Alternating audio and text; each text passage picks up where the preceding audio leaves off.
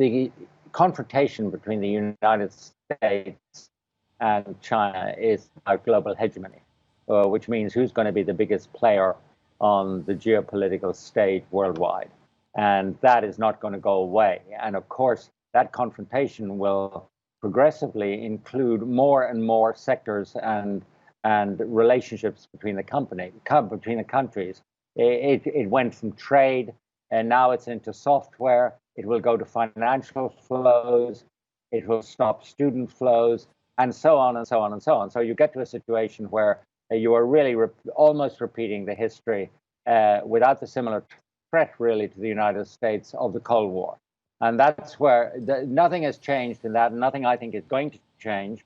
The big question mark is whether Biden makes the language more civilized, but he probably really cannot change the underlying reality.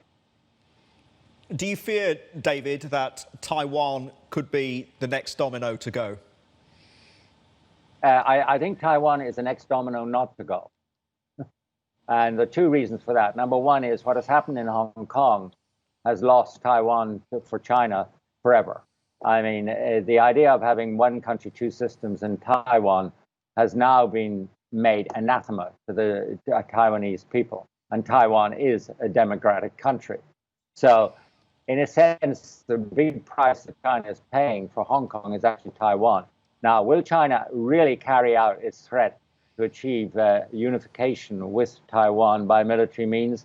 I doubt it very much, because despite the non-existence of a formal treaty between the US and Taiwan for mutual defense, or for defense of Taiwan by America, in reality, if there was any such move by China militarily against Taiwan, the US would most definitely act, and you would move from Cold War to hot war.